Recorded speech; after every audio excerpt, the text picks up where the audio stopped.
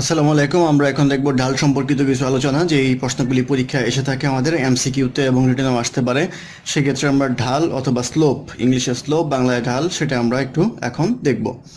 তো প্রথমে আমাদের জানতে হবে ঢালটা কি। ঢালটা হচ্ছে কোনো একটা রেখা, ধরেন এটা একটা হরিজন্টাল লাইন অর্থাৎ ভূমির সাথে সমান্তরাল লাইন, সেটার সাথে একটা রেখা কত ডিগ্রি অ্যাঙ্গেলে কাত হয়ে আছে সেটা জানতে পারবো আমরা। অর্থাৎ এইটার ঢাল কতটুকু, এই রেখার ঢাল কতটুকু, এই রেখার ঢাল কতটুকু, এই রেখার ঢাল কতটুকু, সেগুলি আমরা জানবো। কিভাবে জানবো? সেটা হচ্ছে এইটা যদি আমরা হরিজন্টাল লাইন যেটা আছে সেটার সাথে তুলনা করি, তাহলে দেখা যাবে এখানে একটা অ্যাঙ্গেল হয়েছে। তো এই অ্যাঙ্গেলটা কত, সেটাই হচ্ছে ঢালের পরিমাপ। তো ঢালকে প্রকাশ করা হয় হচ্ছে এম দ্বারা। এম ইকুয়াল টু ঢাল, বা ইংলিশে লিখলে স্লোপ লিখতে হবে। এই এম এর কয়েকটা ডাইমেনশন রয়েছে, অর্থাৎ কীভাবে বের করা যায়। এম ইকুয়াল টু স্লোপ, এমকে লেখা যায় হচ্ছে টেন থিটা দ্বারা, tan theta equal to M. আরেকটা লেখা যায় হচ্ছে রেইজ বাই রান, আরেকটা লেখা যায় হচ্ছে y1 minus y2 divided by x1 minus x2। এখন এগুলোর বর্ণনায় আমরা আসব। প্রথমে আমরা দেখি ঢাল কিভাবে রেইজ বাই রান হয়। তো একটা সরলরেখা আমরা টানলাম, এখানে একটা টানলাম। তো ধরা যাক এটা হচ্ছে 3, এটা হচ্ছে 4। সেক্ষেত্রে আমরা এর ঢালটা বের করব। ঢালটার অর্থ হচ্ছে এখান থেকে এই রেখার যে যোগ করব, সাপোজ এই রেখাটা এখানে আছে, যোগ করলাম, যোগ করলে এখানে যে কোণটা হবে সেইটা বের করতে হবে। তো সেই ক্ষেত্রে আমরা যেটা করতে পারবো, ঢাল এম ইকুয়াল টু হবে 3/4। রেজ হচ্ছে এটা, রান হচ্ছে এটা। রেজ হচ্ছে উলম্বভাবে যে রেখাটা থাকবে, রান হচ্ছে নিচে যেই অনুভূমিকভাবে যেই রেখাটা থাকবে। তাহলে ঢাল হবে 3/4। এটাকে আবার লিখতে পারি আমরা টেন থিটা। আরেকভাবে ঢাল বের করা যায়, সেটা হচ্ছে সাপোজ দুইটা বিন্দু দেওয়া আছে। তো ধরুন এই দুইটা বিন্দু দেওয়া আছে, একটা দেওয়া আছে 3-4 বিন্দু, আর একটা দেওয়া আছে 6-8 বিন্দু। তো এই দুইটার বিন্দু দ্বারা যেই সরলরেখা হবে তার ঢাল নির্ণয় করতে বলা হয়েছে। তো এটা যদি ঢাল নির্ণয় করি, তাহলে আমরা ঢালের সূত্র অনুসারে জানবো x1 y1 x2 y2, এই ধরা যাক দুইটা বিন্দুর স্থানাঙ্ক। তো ঢালের সূত্রটা হচ্ছে m equal to y1 minus y2 divided by x1 minus x2 equal to, এখন দেখেন যদি কম্পেয়ার করি তাহলে y1 হবে আমাদের 4, আর y2 হবে হচ্ছে 8, আর x1 হবে 3, x2 হবে 6। তো এইটা করলে পাওয়া যাবে -4, নিচে পাওয়া যাবে -3, অর্থাৎ 4/3 হবে এই ঢালের মান। অর্থাৎ দুইটা বিন্দুর স্থানাঙ্ক যদি দেওয়া থাকে, তাহলে যদি ঢাল বের করতে বলে, তাহলে আমরা এটা বের করতে পারবো। আবার যদি এমন থাকে, যদি বলা হয় যে একটি সরলরেখা তার 45 ডিগ্রি কোণ উৎপন্ন করলে তার ভূমির সাথে, যদি 45 ডিগ্রি কোণ উৎপন্ন করে ভূমির সাথে, তাহলে ঢাল নির্ণয় করো। তো তখন আমরা যেটা করব সেটা হচ্ছে ঢালের সূত্র হচ্ছে টেন থিটা। তো ten theta equal two ten 45 degree, ten 45 degree equal to 1। সেই ক্ষেত্রে 1 হবে এই সরলরেখাটার ঢাল।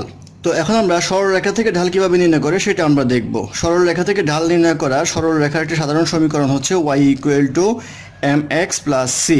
এখানে সিটা কনস্ট্যান্ট, এক্স তো কোঅর্ডিনেশন, ওয়াইও কোঅর্ডিনেট, সেই ক্ষেত্রে এমটা হচ্ছে এখানে ঢাল, আমরা যেটা জানি। এখন যদি একটা সমীকরণ দেওয়া থাকে, suppose 8x plus 6y equal to 15, ধরা যাক এই একটা সমীকরণ দেওয়া আছে, এটা ঢাল নির্ণয় করতে বললো। তো এটার ঢাল যদি আমরা নির্ণয় করি, তাহলে এই সমীকরণটাকে এই যে মেইন সমীকরণ আছে সেটার মতো করে সাজাতে হবে, অর্থাৎ y এক পাশে রাখতে হবে। তো y এক পাশে রাখার জন্য আমরা 6y রাখবো এই পাশে, -8x প্লাস 15 এরকম লেখা যায়। বা y ইকুয়াল টু, যদি শুধু y রাখতে হয় তাহলে 6 দ্বারা ভাগ করতে হবে, -8/6x প্লাস 15/6। বা y ইকুয়াল টু আসবে -4/3x প্লাস 15/6। এবার যদি এই সমীকরণের সাথে এটা কম্পেয়ার করেন, তাহলে দেখতে পারবেন m এর জায়গায় কি রয়েছে, m এর জায়গায় রয়েছে -4/3, তাহলে ঢাল হবে -4/3। তাহলে একটা সমীকরণ থেকে ঢাল কীভাবে নির্ণয় করে সেটা আমরা দেখলাম। এবার প্রশ্ন যেরকম আসে, যেমন বাংলাদেশ ব্যাংকে একটা অঙ্ক এসেছে যেটা হচ্ছে y equal two -5x plus 9, এটার পারপেন্ডিকুলার লাইনের স্লোপ বের করতে বলা হয়েছিল। তো আগে এই লাইনটার স্লোপ আমরা দেখি। আমরা জানি y equal to mx plus C, এটা হচ্ছে মূল সমীকরণ। সেই ক্ষেত্রে এটার সাথে কম্পেয়ার করলে দেখেন m এর জায়গায় রয়েছে কত, -5, তাহলে ঢাল হবে m ইকুয়াল টু -5। তো তো এখানে জিজ্ঞাসা করা হয়েছে যে এই লাইনের প্যারালাল যে সমীকরণ হবে অথবা এটার পারপেন্ডিকুলার যে সমীকরণ হবে সেটার স্লোপ কত হবে। তো এইটার স্লোপ হচ্ছে m, আর এটা যে রেখাটা থাকবে সেই রেখাটা ধরি y equal two m1 x plus c1 এটা ধরি আমরা। তো সমান্তরাল রেখার ক্ষেত্রে সবসময় মনে রাখবেন সমান্তরাল যদি হয় বা প্যারালাল যদি হয় তাহলে দুইটা রেখার যে ঢাল থাকবে ধরি একটা ঢাল m1 আর একটার ঢাল হচ্ছে m2, এই দুইটা সমান সমান হবে অর্থাৎ m1 ইকুয়াল টু m2 হবে। আর যদি লম্ব হয় একটা এটার উপর লম্ব বলা হয় রেখা তাহলে m1 into m2 equal to -1 হবে। কেমন সেটা, যেমন আমরা এখানে দেওয়া আছে y equal two -5x plus 9, যদি বলা হয় এর প্যারালাল রেখার ঢাল কত হবে, প্যারালাল রেখা যদি হয় প্যারালাল রেখার ঢাল ধরি আমরা m, তো এটা ঢাল দেওয়া আছে কত, এটা ঢাল দেওয়া আছে হচ্ছে m ইকুয়াল টু -5, তাহলে ওই m1 ইকুয়াল টু m2 আমরা জানি অর্থাৎ এই ঢাল এবং প্যারালাল রেখার ঢাল সমান হবে, তাহলে এখানকার যে ঢাল থাকবে সেটাও হবে -5। এবার যদি বলে এর সাথে পারপেন্ডিকুলার অর্থাৎ লম্ব রেখার ঢাল কত হবে, সেক্ষেত্রে আমরা জানি দুইটা ঢাল m1 into m2 equal to -1, সেক্ষেত্রে এখানে ঢাল হচ্ছে -5, সেক্ষেত্রে m1 যদি আমরা -5 ধরি তাহলে m2 ইকুয়াল টু -1 বা m2 ইকুয়াল টু আসবে 1/5, অর্থাৎ তখন ঢাল হবে 1/5। এইবার আমরা একটা জিনিস শিখব, যদি কোনো রেখা এরকমভাবে দেওয়া থাকে যে এটা হচ্ছে 5 এটা হচ্ছে 3, এটা ঢাল যদি নির্ণয় করতে বলে তাহলে আমরা পারবো, কারণ আমরা জানি slope equal to rise by run. Rise by run যদি হয়, রেজ হচ্ছে যে আমাদের 5, রান হচ্ছে 3, তাহলে ঢাল হবে 5/3, এভাবেও প্রশ্ন আসতে পারে সামনে। আরেকটা বিষয়, যদি এরকম দেওয়া থাকে যে এটা হচ্ছে √3 এটা হচ্ছে 3 এমন যদি দেখেন, আর যদি বলে এটা ঢাল কত ডিগ্রি অ্যাঙ্গেলে বাঁকা থাকবে সেটা বের করতে গেলে আমাদের লাগছে হচ্ছে আমরা জানি ঢাল equal to tan theta equal two হচ্ছে আমাদের লম্ব বাই ভূমি।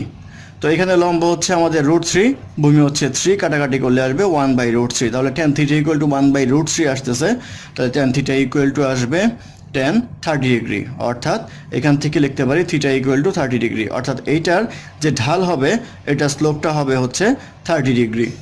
আরেকটা বিষয় জানিয়ে রাখি, সেটা হচ্ছে যদি বাম থেকে ডান দিকে কোনো রেখা হাইট বাড়ে অর্থাৎ উঁচু হয় তাহলে ঢালের মান হয় 0-র চেয়ে বড়, আর বাম থেকে ডান দিকে যদি নিচের দিকে যায় অর্থাৎ স্লোপ ডাউনওয়ার্ড যদি হয় তাহলে তার ঢাল হয় 0 থেকে কম, আর যদি ভূমির সমান্তরাল হয় তাহলে তার ঢাল হচ্ছে 0, আর যদি পারপেন্ডিকুলার হয় ভার্টিক্যাল কোনো লাইন হয় সেটার ঢাল হবে আনডিফাইন্ড।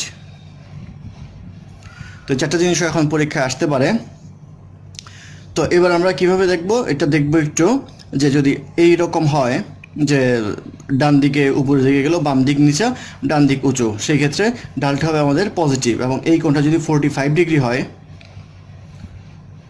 এরকম আসবে। 45 হলে আমরা জানি এই বাহু আর এই বাহু সমান হবে, সেই ক্ষেত্রে এটার ঢাল হয় 1, আর যদি 45 ডিগ্রি এদিকে হয়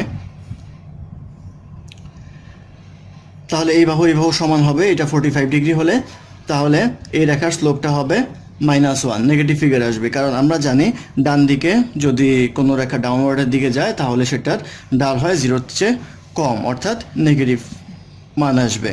তো আপাতত এই ছিল আলোচনা। তো মূল যে অঙ্কগুলি এখন পরীক্ষায় আসছে সেটা হচ্ছে যদি প্যারালাল হয় দুইটা রেখা তাহলে তাদের ঢাল দুইটা সমান হবে, এটি একটু মনে রাখবেন, আর যদি লম্ব হয় তাহলে ঢাল দুইটার গুণফল হবে -1, এটা দিয়ে আপনাদের মোটামুটি এমসিকিউ যে অঙ্কগুলি আসে সেগুলির কাজ হয়ে যাবে। আর এই সরলরেখা সম্পর্কিত আমরা আরেকটা টিউটোরিয়াল বিস্তারিতভাবে দিব, সেখানে আরও অনেক অঙ্ক থাকবে এবং এই সম্পর্কে অনেক আলোচনা থাকবে।